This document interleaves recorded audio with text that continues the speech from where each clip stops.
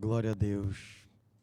Meus irmãos, aproveitando que vocês ainda estão de pé, quero convidar os irmãos para abrir as vossas Bíblias em dois textos bíblicos, tá?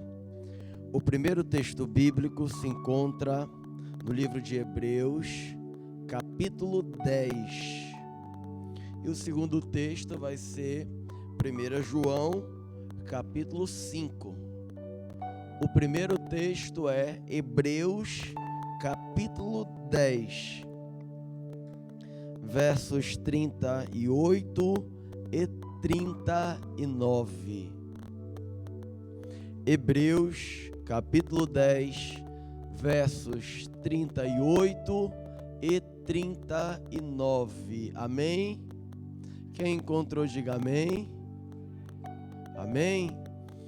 Hebreus, capítulo 10, verso 38 diz assim: mas o justo viverá pela fé.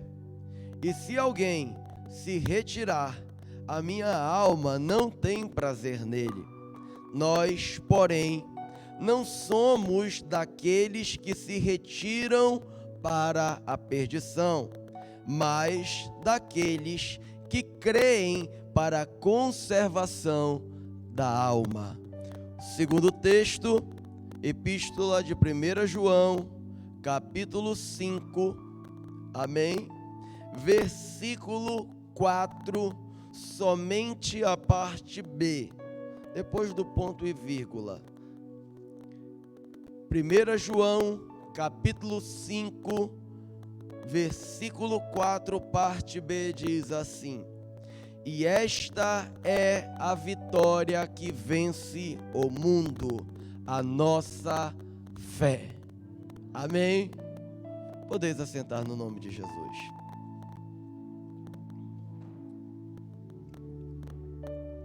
Eu quero principalmente falar sobre o segundo texto.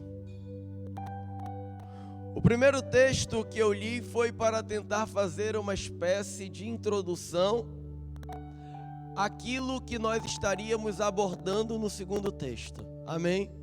A parte B do versículo de 1 João, capítulo 5, verso 4, diz que a nossa vitória que vence o mundo é a fé, a nossa fé.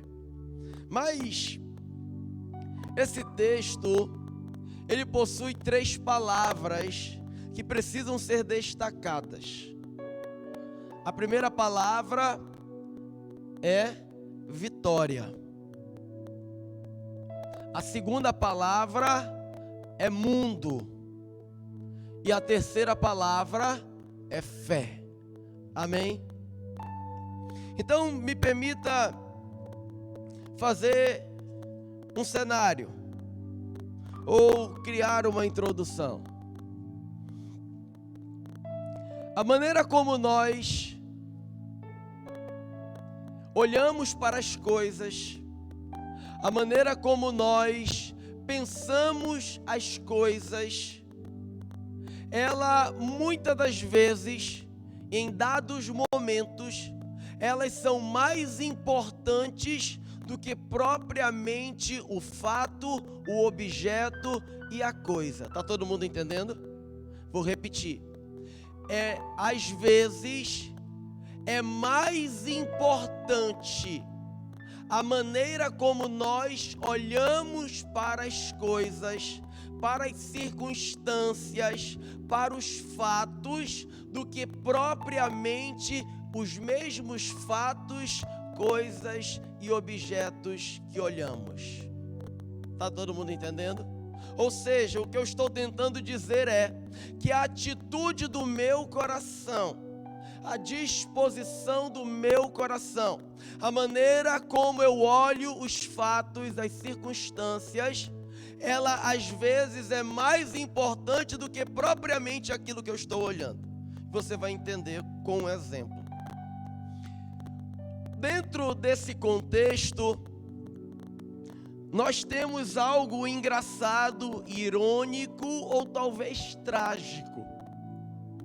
É quando nós olhamos e percebemos que existem algumas coisas que elas não mudam, elas permanecem inalteradas, independente do tempo, independente da geração, independente de qualquer outra coisa, elas permanecem inalteradas.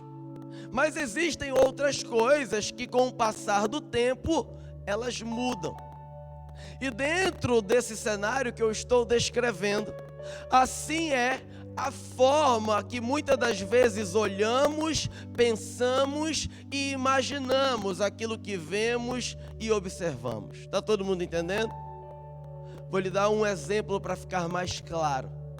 Existem pessoas que talvez aqui, no seu passado, passavam madrugadas, finais de semanas inteiro, num bar, bebendo, madrugadas em festas, ou simplesmente tendo práticas e hábitos que hoje, através da sua nova maneira de pensar, através da sua nova maneira de agir, de olhar para os fatos e circunstâncias, ele olha para si mesmo e diz para si mesmo: meu Deus, como eu fui capaz de fazer isso? Como é que eu podia fazer uma coisa dessa? Quanto tempo da minha vida eu gastei, quantas noites mal dormidas, quanto dinheiro desperdiçado, quanto tempo desvalorizado que eu gastei com isso, com aquilo, com essa forma de pensar, com essa forma de viver. Amém? Ficou mais claro? Então, perceba que essas coisas não mudaram. Talvez aquilo que você fazia lá atrás, talvez uma antiga prática, um antigo comportamento, permanece inalterado hoje. Ele não mudou, ele não se readequou, ele não se reformulou, ele não se transformou, ele permanece sendo a mesma coisa. O que mudou? Foi a nossa forma de pensar. Então, quando a gente começa a olhar e observar que existem coisas que elas não mudam, mas simplesmente é a nossa forma de olhar, é a nossa forma de interpretar, é a nossa forma de pensar que muda, eu e você conseguimos compreender e entender um valor e um poder absoluto da interpretação. A maneira como eu interpreto a vida, a maneira como eu enxergo a vida, a maneira que eu lido com aquilo que outrora estava diante de mim e agora eu abordo e lido de outra forma, você pode perceber que muitas das vezes o que simplesmente mudou não foi aquela prática, mas sim a sua maneira de pensar. Existem ainda hoje, talvez há pessoas aqui que ainda lá da sua época, lá atrás, você tem amigos ou conhece pessoas que, assim como você lá no passado, estavam junto com você num bar bebendo. Hoje você não está mais lá, mas esse seu amigo, esse conhecido, esse colega de trabalho continua lá, continua bebendo, continua se prostituindo, continua lá fora. Quem conhece pessoas assim? Quem tem pessoas assim? Ou seja, pessoas que antes estavam conosco, nós estávamos com ela, nós caminhávamos com ela, fazíamos as mesmas coisas, tínhamos a mesma maneira de pensar, a mesma forma de agir, a mesma forma de encarar o mundo, porém hoje a gente pensa diferente, a gente encara diferente. Amém? Então existem coisas, irmãos, que elas não se alteram. Mas o que se altera é a nossa forma de pensar, a nossa forma de interpretar, a nossa forma de lidar com aquilo. E dentro das muitas coisas, fatos, que nós poderíamos citar aqui, que não mudam, que não se alteram, mas permanecem exatamente como era lá atrás, nós podemos utilizar um exemplo, um fato, uma realidade.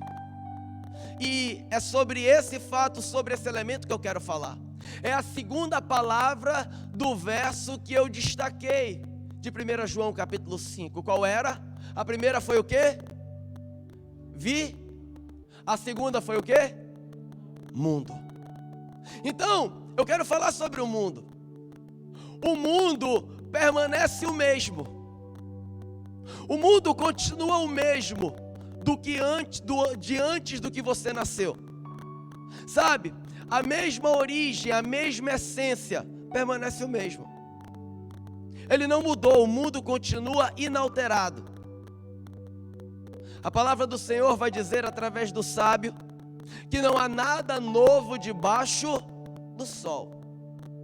Ou seja, o que acontecia lá atrás continua acontecendo hoje, quando se diz respeito à essência, à prática, permanece a mesma. Amém? Está todo mundo me entendendo? O mundo não mudou. O mundo permanece o mesmo. Então, a grande pergunta que eu e você temos que nos fazer é: como nós estamos interpretando o mundo? Como nós olhamos para o mundo? Como nós lidamos com o mundo? Essa é a grande pergunta. Já que nós sabemos que o mundo não mudou, o mundo permanece o mesmo nas suas velhas práticas, a grande pergunta é se nós mudamos a nossa forma de pensar. Se nós mudamos a nossa forma de interpretar o mundo, de olhar para o mundo. Será que ela mudou? Porque às vezes, a gente muda o nosso olhar sobre o mundo em algumas áreas, a respeito de alguns pontos, mas o olhar geral sobre o mundo, muitas das vezes não é mudado. E aí a gente entra dentro de um tema e de um ponto muito, muito importante. Quando a gente olha para a história do cristianismo, quando a gente olha para as escrituras sagradas, a maneira como os discípulos e a própria palavra que não muda encaram o mundo de forma diferente. A palavra do Senhor vai dizer no livro de 1 João, capítulo 5, que o mundo jaz do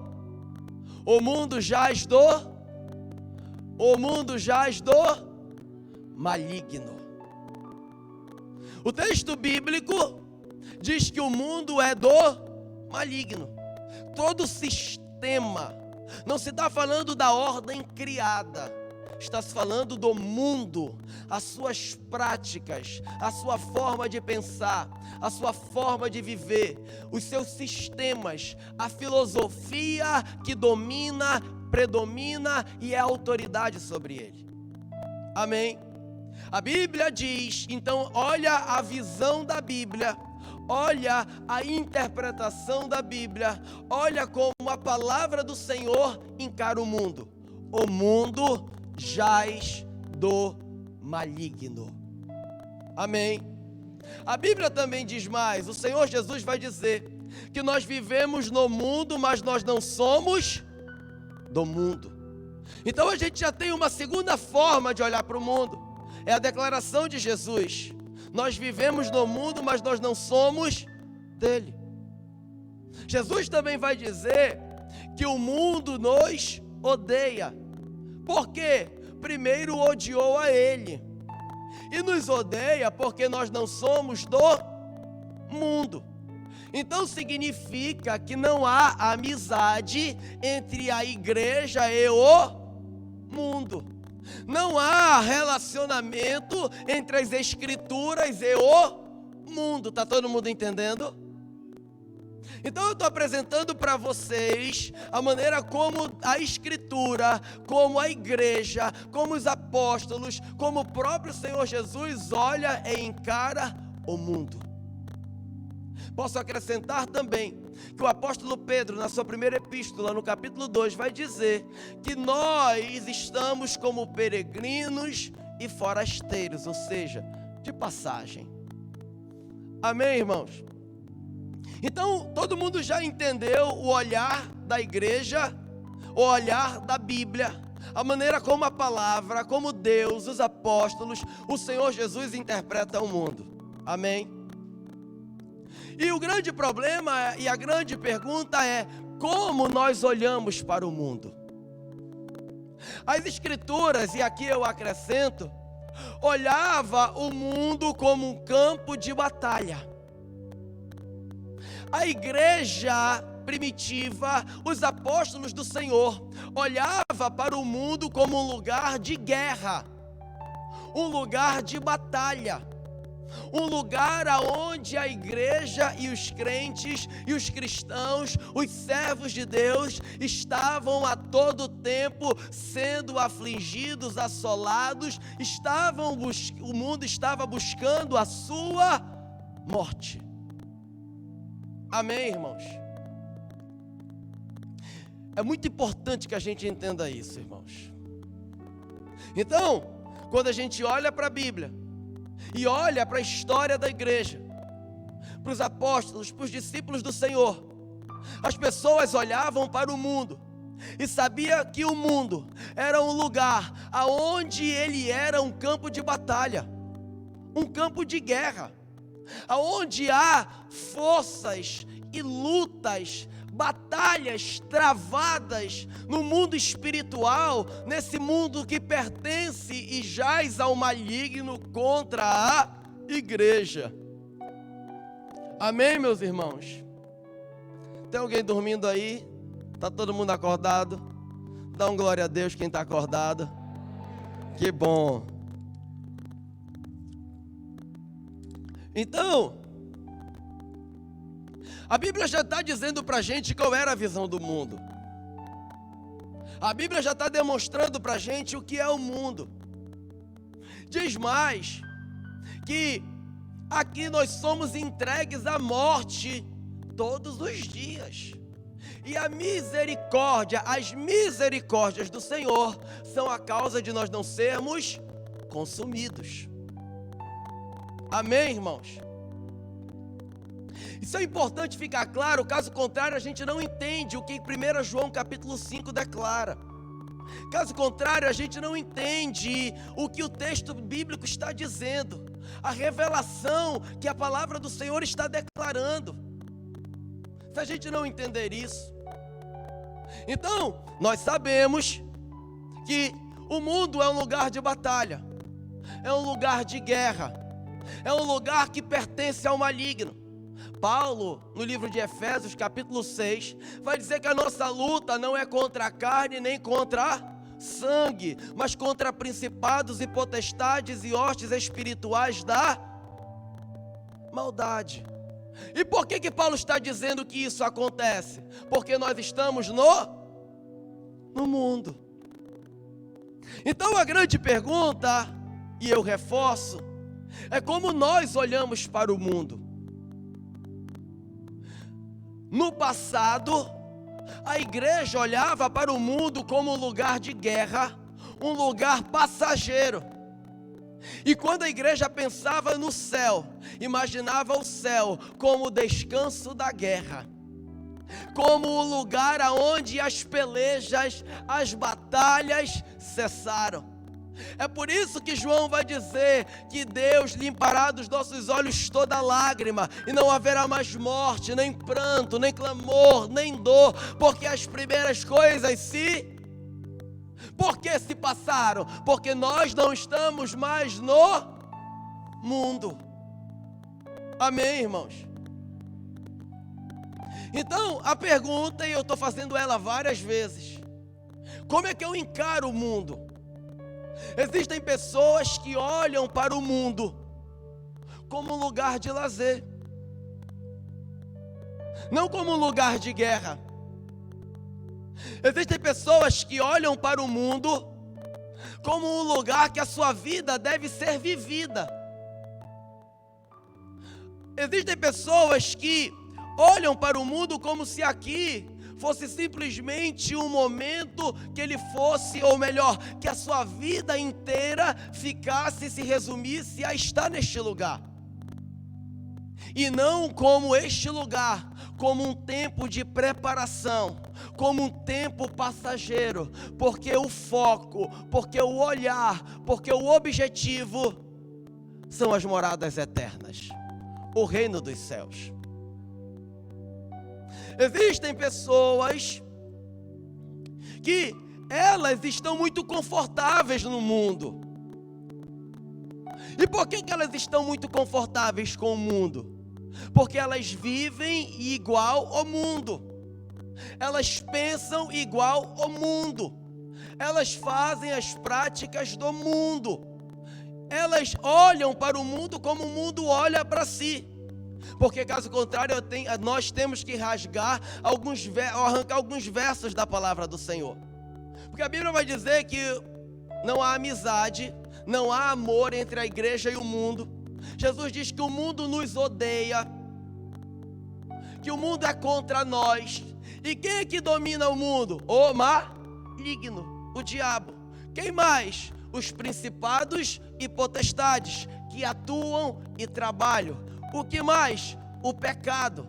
O que mais? As tentações. O que mais? Todas as batalhas que eu e você enfrentamos são origens da onde? Pertencem aonde? Ao mundo. É por isso que Jesus diz: no mundo tereis aflições. Amém, irmãos? Ou seja, a pergunta que eu e você temos que nos fazer é: como nós estamos olhando para o mundo? Porque a maneira que eu olho o mundo vai determinar a forma que eu vivo a minha vida. Lembra o que eu disse lá no início da mensagem? O grande problema, muitas das vezes, não é de fato as coisas, mas a forma como nós olhamos para as coisas, como nós interpretamos as coisas. O grande problema não é, às vezes, aquele fato, aquela realidade, mas a maneira como nós enxergamos tudo aquilo. Aí está o problema. E a pergunta, ela ressoa: como nós estamos olhando, encarando, interpretando o mundo? A gente já sabe que o mundo é um lugar de guerra. E é isso que João vai dizer. João vai dizer: olha, e esta é a nossa vitória. Amém? Esta é a nossa vitória que vence Quem vence algo, vence o quê? Uma disputa, uma guerra, uma batalha judicial, vence uma enfermidade, vence um problema. Amém? Então, quando se fala de vencer, quando se fala de vitória, se fala de algo que está em disputa, de algo que está em jogo, de algo que pode trazer vida ou morte, algo que pode trazer vitória ou derrota. É isso que João está dizendo. E esta é a vossa vitória, que vence o mundo. Então João está dizendo que o mundo é um lugar de disputa, é um lugar de guerra, é um lugar, sabe, aonde são travadas batalhas, é um lugar aonde a gente enfrenta adversidades, que ou nós iremos prevalecer sobre elas, ou nós iremos triunfar sobre elas, ou nós venceremos sobre elas, ou nós seremos derrotados por elas. E aí, se eu e você entendemos que João diz de vitória e mundo, João está apresentando agora a terceira palavra e o terceiro elemento.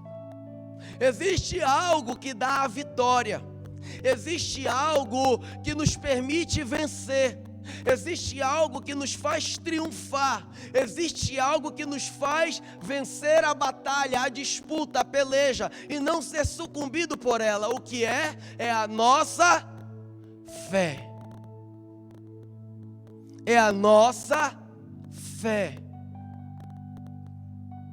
Só que, se eu olhar para o mundo como um parque de diversões, como um lugar de satisfação e prazer, se eu estiver conformado ao mundo, se eu estiver, se eu não entender aonde eu estou, se eu não entender isso, se eu não encarar e interpretar da forma correta o que acontece, eu não irei utilizar as armas necessárias e corretas para vencer as batalhas que eu luto no mundo. Em vez de eu usar a fé, eu vou querer usar a força. Em vez de eu usar a fé, eu vou querer usar o conhecimento. Em vez de eu usar a fé, eu vou utilizar aquilo que o mundo pode me oferecer. Mas de quem é o mundo?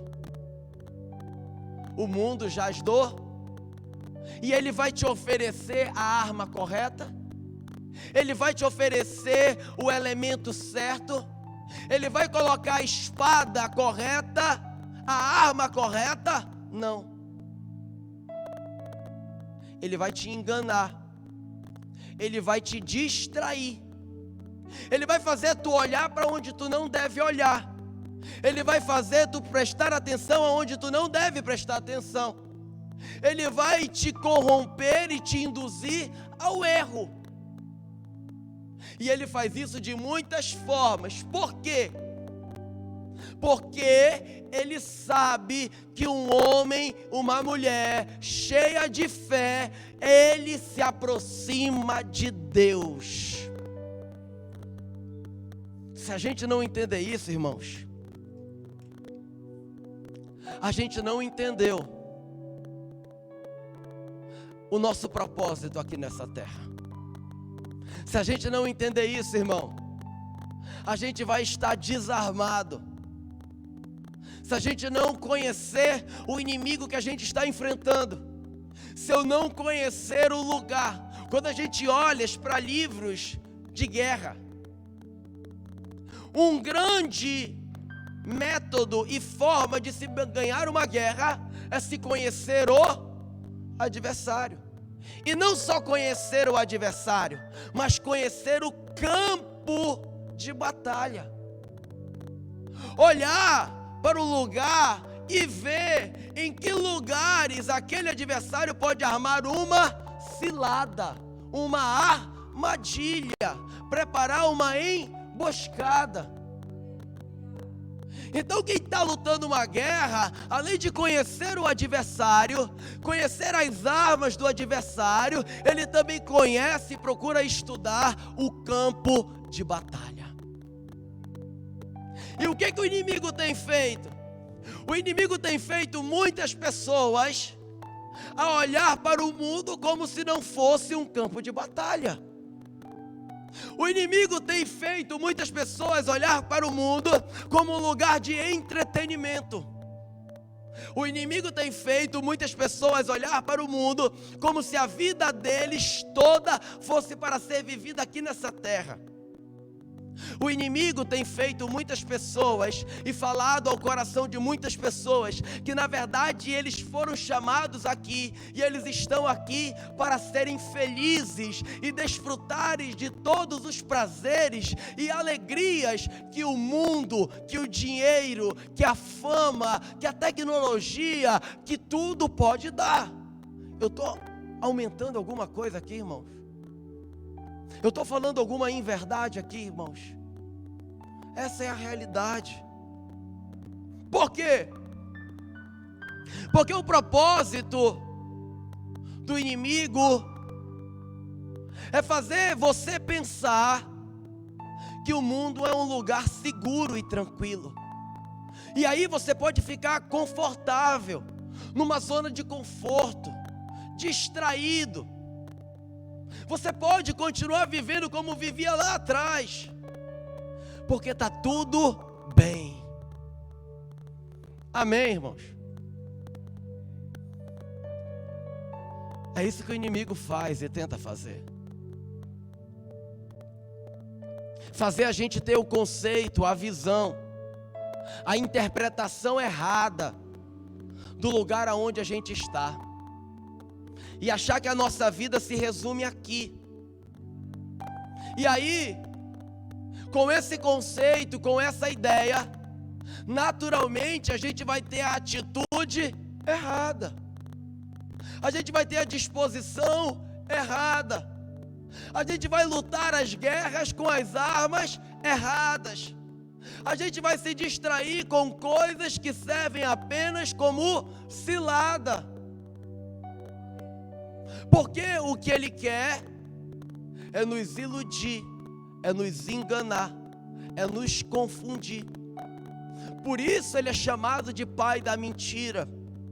Por isso ele é chamado de enganador, que Apocalipse vai dizer que enganava as nações e que engana as nações. É por isso que ele vai utilizar a mesma arma que ele usou lá no Jardim do Éden com Adão e Eva.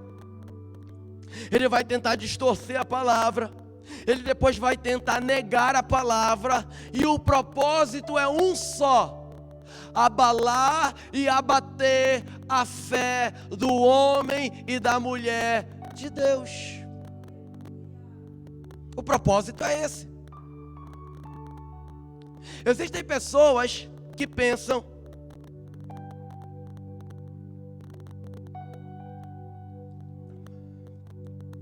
que o maior propósito do inimigo é colocar uma enfermidade nela, é levar ela à pobreza financeira, eu estou falando.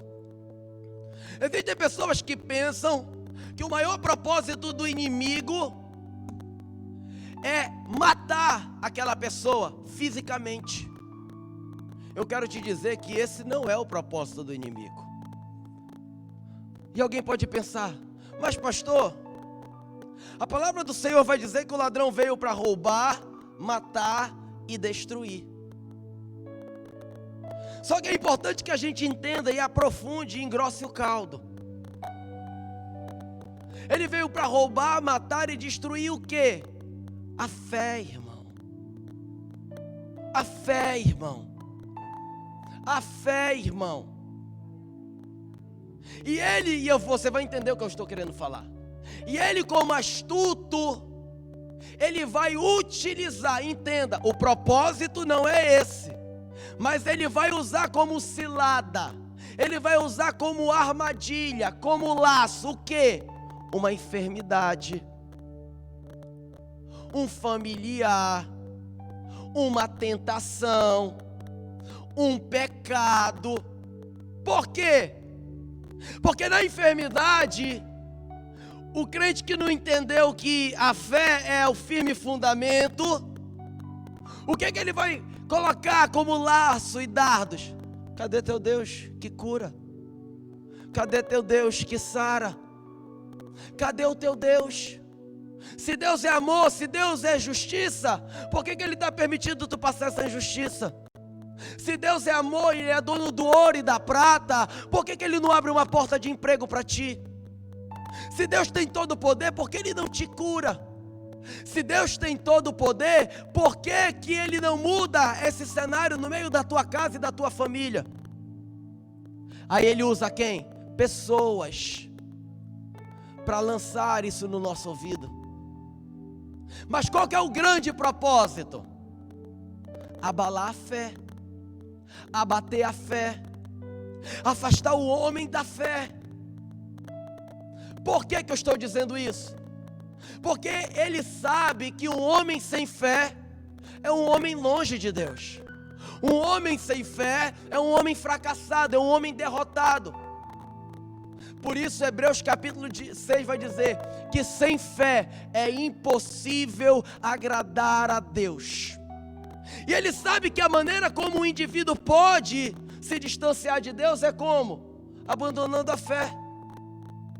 Por isso vem a apostasia, que é o pecado que ele faz de qualquer forma, tenta enganar, iludir, confundir muitos crentes com um conceito errado sobre o mundo, fazendo eles apostatar da fé. Porque quando eles apostatam da fé, naturalmente eles também estão se afastando de Deus. Quem está me entendendo? É por isso que Romanos capítulo 8 diz: Paulo, porque para mim tenho por certo que nem a morte, nem a vida, nem anjos, nem principados, nem potestades, nem o presente, nem o porvir, nem as alturas, nem as profundidades e nenhuma outra coisa criada pode nos separar do amor de Deus em Cristo Jesus, nosso Senhor. Você entendeu qual é a primeira palavra? Nem há morte. A morte não pode nos afastar de Deus. A enfermidade não pode nos afastar de Deus. A doença não pode nos afastar de Deus. A pobreza não pode nos afastar de Deus. A injustiça não pode nos afastar de Deus. Mas o que pode nos afastar de Deus? A falta de fé. E é por isso que ele usa essas circunstâncias como estrategista que ele é, como, sabe, astuto indivíduo que planeja ciladas para fazer o homem se afastar da fé. Está todo mundo me entendendo, irmãos? E por que ele faz isso? 1 João capítulo 5, verso 4, parte B. E a nossa vitória é esta, que vence o mundo, que jaz do... Estou colocando um verso a mais. Que jaz do... E o que é? A nossa fé. Sabe o que a Bíblia está dizendo? Quando tu vence o mundo, tu está vencendo o maligno. Quando tu vence o mundo, tu está vencendo o maligno. E como é que tu vai vencer o maligno? E como é que tu vai vencer o mundo? E como é que tu vai vencer as adversidades? Como é que tu vai vencer as lutas? Pela vossa fé no Filho de Deus, o nosso Senhor e nosso Salvador. Porque nada pode nos afastar do amor de Deus manifestado em Cristo Jesus. Você está me entendendo, irmão? O que o inimigo quer é isso. É nos afastar da fé. Porque, irmãos, uma enfermidade Deus pode curar se Ele quiser. Se Deus quiser tirar alguém da pobreza e dar dinheiro, Deus pode dar. Por quê? Porque tudo é dele, o dom é dele, é Ele que dá. E quando Deus dá e quando Deus faz, o inimigo não pode impedir. Mas o que Deus, qual é a única coisa que pode nos afastar de Deus? É a falta de fé. A falta de fé. É por isso que a palavra do Senhor diz: a fé vem pelo ouvir e ouvir a... Por que você acha que ele tenta de todas as formas afastar as pessoas da palavra de Deus? Por que você acha que ele tenta de todas as formas fazer as pessoas não meditarem na palavra, não obedecer à palavra? Por que você acha que ele tenta de todas as formas distorcer a palavra, negar a palavra, aquilo que ele fez com Eva lá no Jardim do Éden? Por que você acha que ele faz isso? Porque ele sabe que a fé vem pelo ouvir e ouvir a palavra de Deus. Por que você acha que ele tenta de qualquer forma te impedir de congregar? Porque na igreja tem palavra de Deus. Você está entendendo, irmãos? A gente está num lugar, irmãos, aqui nessa terra, que é lugar de batalha, lugar de guerra. A gente tem um adversário que é espírito. Ou seja, ele não sente fome, ele não dorme, ele não descansa. Mas Pedro, na sua epístola, no capítulo 5, vai dizer, na sua primeira epístola, vai dizer que ele ruge como leão, buscando a quem possa tragar, a quem possa destruir. Por que você acha que Daniel venceu, irmão? O que o inimigo tentou fazer? Participa dos manjares. Ou seja, participa do pecado do povo, do pecado do rei. Porque o pecado traz morte espiritual. Pecado é um laço que quando o pecado domina, quando o pecado predomina no coração do homem, quando o homem é laçado pelas garras do pecado, o que acontece? A fé vai enfraquecendo, a fé vai morrendo. É por isso que Hebreus capítulo 3, versículo 12 ao 14 diz: antes, exortai-vos uns aos outros, todos os dias, durante o tempo que se chama hoje, para que ninguém se endureça pelo engano do pecado. Por quê? Olha o que diz: porque se retivermos firmemente o princípio da nossa fé, seremos salvos. Então o inimigo tenta fazer o quê? Nos afastar da palavra de Deus. O inimigo tenta fazer que nós, utilizando o mundo, entenda o mundo, esse sistema é dele. É ele que governa, a filosofia é dele, o discurso é dele, é lá que ele age, lá ele impera. Mas aonde que ele não tem poder? Aonde que ele não tem autoridade? Aonde que ele não toca? Aonde? Na igreja, porque a igreja tem dono, e esse dono é Jesus Cristo, o nosso Senhor e Salvador. Aí o que que ele tenta fazer? Ele tenta tirar a gente da igreja. Ele tenta fazer a gente apostatar da fé. Ele tenta fazer a gente abandonar a fé. Usando o quê? Tentações, usando o pecado, usando a mentira, usando um conceito, uma visão errada sobre o mundo. E muitos vão sendo adormecidos, iludidos, enganados, influenciados pelo mundo que é dele. E quando ele menos percebe, aquele homem, aquela mulher está morto espiritualmente. Ele não consegue mais orar, porque só ora quem tem fé, irmão. Não adianta a gente se enganar. Só se dedica à vida de oração quem tem fé viva. Não podemos nos enganar.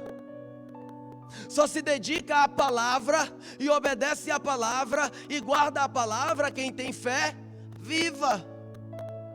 Porque sabe que a palavra é lâmpada para os pés, é luz para o caminho, é espírito e vida, é poder de Deus. É o que Romanos vai dizer, capítulo 1, verso 16. E o evangelho é poder de Deus para todo aquele que nele crê, ou seja, para todo aquele que tem fé. Você está me entendendo, meu irmão? Hoje, o Senhor colocou essa palavra no meu coração para que a gente possa ser instruído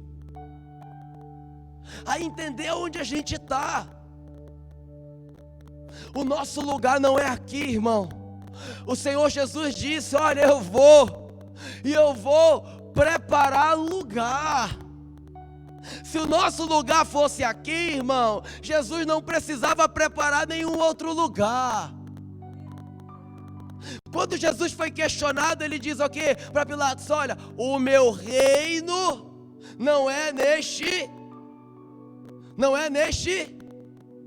E tem muita gente querendo reinar na terra. Tem muita gente querendo ser feliz na terra. Tem muita gente querendo, sabe, viver o melhor da terra. Utiliza uma expressão bíblica, muitas das vezes, para distorcer aquilo que o Senhor tem para fazer na nossa vida. E aqui eu não estou fazendo uma apologia à pobreza, à doença, a me conformar com isso, não. Porque a nossa vida está nas mãos de Deus. E Deus cura, e Deus abençoa, e Deus sabe dar o melhor segundo a sua vontade. Porque é dom de Deus, é Ele que dá.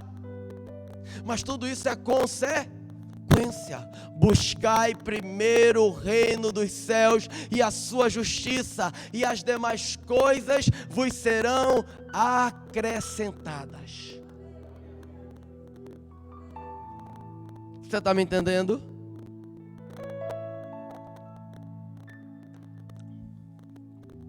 Todo mundo entendeu que a visão de Jesus sobre o mundo é outra? Não é o que a gente ouve por aí? Quando a gente olha para as escrituras, Jesus, os apóstolos, apresentam qual deve ser a visão correta sobre o mundo. E qual é a visão? O mundo é campo de guerra.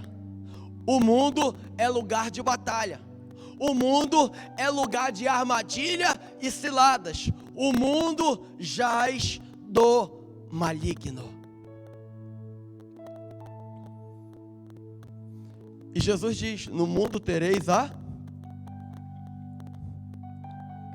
Como é que eu vou vencer as aflições do mundo? Pela fé no Filho de Deus. Como é que eu vou ficar firme diante das pelejas? Pela fé no Filho de Deus. Como é que eu vou vencer a enfermidade que talvez eu esteja enfrentando? Pela fé no Filho de Deus. Como é que eu vou vencer a batalha que eu estou enfrentando na minha casa, no meu casamento? Pela fé no Filho de Deus. Como é que eu vou vencer o problema com os meus filhos? Pela fé no Filho de Deus. Como é que eu vou vencer o problema de injustiça que eu estou sofrendo? Pela fé no Filho de Deus. Como é que eu vou vencer a escassez que eu estou passando? Pela fé no Filho de Deus. Você está me entendendo, irmão? Mas o que o inimigo quer? Ele quer tentar abalar a nossa fé. Ele quer tentar abater a nossa fé. Ele quer nos distrair. Ele quer distorcer o nosso entendimento. Ele quer fazer que a gente pense que está em outro lugar. Mas não, a gente está num lugar que é cilada e armadilha. E esse lugar a gente só pode vencer pela fé. É por isso que Hebreus 10 diz: mas o justo viverá pela fé. Ele vai ser guiado, ou seja, a sua vida vai ser vivida, as suas escolhas, as suas atitudes, não será por aquilo que ele vê, não será por aquilo que ele ouve no mundo, mas será pela fé no Filho de Deus, será pela fé na palavra de Deus, porque é pela fé que ele vence o mundo. É por isso que Hebreus 10 vai dizer: olha, eu não me agrado, versículo 39 de capítulo 10 de Hebreus, eu não me agrado, eu não tenho prazer naquele que retrocede. E que retroceder é esse? É aquele que abandonou a fé, é aquele que largou a fé, é aquele que apostatou da fé, é aquele que está se desviando da fé, é aquele que está colocando a fé de lado, para ouvir a voz do mundo, para ver aquilo e andar por aquilo que o mundo mostra. Amém? Você está me entendendo, irmão? O Senhor nos trouxe essa noite aqui para falar ao teu coração. É pela fé, irmãos. Não se afaste de maneira nenhuma da presença do Senhor. Não importa a luta que você está lutando, não importa a batalha que você está enfrentando, não importa a circunstância, não importa o que seja, irmãos. E aqui eu sei que todas essas coisas têm a capacidade de o quê? De nos entristecer, de nos abalar, de alguma forma tentar nos abater. Mas a fé, o segredo para a vitória é a fé no Filho de Deus. Não permita que nada, nem ninguém, nem o mundo, ninguém venha tentar distorcer a tua fé no Senhor. Não permita que ninguém venha tentar abalar a tua fé na palavra de Deus, porque ela é poderosa para salvar a alma de todo que crê. Não permita que ninguém venha tentar distorcer a palavra, porque o propósito é um só: é o inimigo tentando distorcer, abater, destruir a tua fé. Mas é pela fé que a gente vence o mundo, irmão. É pela fé, é pela fé, é pela fé. Amém?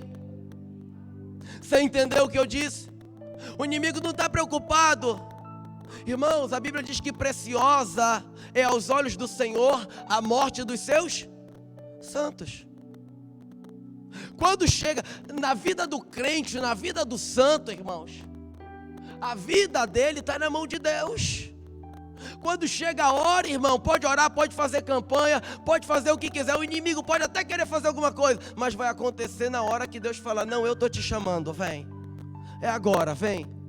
A hora da bênção é agora, a hora da salvação. Agora é a hora de tu adentrar. Por quê? Porque a nossa vida está nas mãos do Senhor. E aí, irmãos, prepara um rompendo em fé no nome de Jesus. Então, irmãos, o nosso propósito, irmãos, ou melhor, aquilo que deve estar claro, é que nós precisamos ter uma fé viva, uma fé viva. Por que você acha, irmãos? Quantas pessoas, não, hoje eu vou para a igreja, quando chega em cima da hora, aconteceu um problema, um imprevisto, para quê? Para não vir para a igreja. E na igreja tem o quê? Palavra de Deus. E a fé vem pelo ouvir, o quê? A palavra de Deus. Quanto mais palavra, mais fé. Ou seja, é claro, coração aberto. Hebreus capítulo 4 vai dizer que a palavra foi pregada aos filhos de Israel, mas eles não foram salvos porque a palavra ouvida não foi misturada com a fé. É isso que está escrito nos escritores aos Hebreus. Mas quando a gente vem e abre o coração para a palavra de Deus, quando a gente vem para a casa do Senhor de coração aberto, quando a gente se volta para se aproximar de Deus pela fé no nome de Jesus, a palavra do Senhor é implantada, e essa palavra produz frutos, e essa palavra dá vida, e por essa palavra pessoas são curadas, por essa palavra pessoas são restauradas, por essa palavra pessoas são renovadas, por essa palavra a bênção de Deus vem sobre todo aquele que nela crê. Então, irmão, no nome de Jesus, por que você acha que quando está na igreja, tem um monte de gente dormindo na hora da pregação? Você nunca parou para pensar, irmão? É cansaço, mas sai daqui e fica até 10 horas vendo TV, 11 horas. Sai para lanchar e tá bonzinho. Mas na hora da palavra, tá dormindo. Por que você não parou para pensar, irmãos? Às vezes a gente está muito cansado. E eu sempre recomendo, irmão, está muito cansado, está exausto, fique em casa e descanse. Mas a gente tem que ter o discernimento espiritual também. Que às vezes é só chegar na hora da palavra, na hora do culto, que vem o cansaço, vem o sono. Fulano chegou na minha casa para me fazer uma visita. Poxa, meu querido, muito obrigado, mas agora eu estou indo adorar a Deus, agora eu estou indo buscar a face do Senhor, agora a gente marca outro dia, eu mesmo vou te visitar, mas agora o meu compromisso é com Deus, agora eu quero a presença de Deus. Se a gente não mudar, irmãos, a nossa maneira de olhar, se a gente não tiver a interpretação correta das coisas, a gente se torna presa fácil. Amém? Você está me entendendo? O propósito do inimigo é nos distrair, é abater e abalar a nossa fé, porque ele sabe que é pela fé que nós vencemos o mundo. É pela fé que nós vencemos no território dele. É pela fé que as nossas batalhas são vencidas. Se coloca de pé no nome de Jesus. Vamos adorar.